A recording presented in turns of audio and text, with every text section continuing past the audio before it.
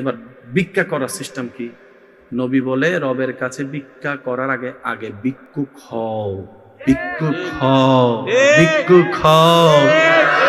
আরো জোরে বলেন। এবার আপনি ভিক্ষার দুইটা হাত তুলবেন, খুব খেয়াল করবেন।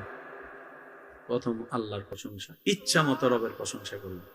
আল্লাহ তুমি রহমান, তুমি তো গফফার, তুমি তো সত্তার, তুমি তো খালিক, তুমি তো মালিক। ও মাওলা, আমার যোগ্যতার চাইতে তুমি আমাকে বেশি দান করছো, এটা তোমার বড় দয়া আল্লাহ। এগুলো পাওয়ার যোগ্যতা আমার কাছে নাই, তুমি দয়া করে দিছো আল্লাহ, তোমার দয়া, তোমার দয়া। এরপর নবীর দরুদ, এরপরে সবার জন্য দোয়া, এরপরে দেশীয় মানুষের জন্য দোয়া, এরপর আপনার এলাকাবাসীর জন্য দোয়া, এরপর আপনার আত্মীয় স্বজনের জন্য দোয়া, এরপর আপনার পরিবারের মানুষের জন্য দোয়া, এরপর আপনার কাছের মানুষের জন্য দোয়া, সবার শেষে নিজের জন্য দোয়া, নিজের জন্য দোয়া, নিজের জন্য দোয়া, নিজের জন্য দোয়া। সব দোয়া শেষ করে আদ-দুআউ মাওকুফুন বাইনাস সামাই ওয়াল আরদি হাত্তা তুসাল্লি আলান নবী সাল্লাল্লাহু আলাইহি ওয়াসাল্লাম। শেষে এসে নবীজির উপর দরুদ। সুন্দর একটা প্যাকেজ হয়ে গেল, রবের দরবারে চলে যাবে।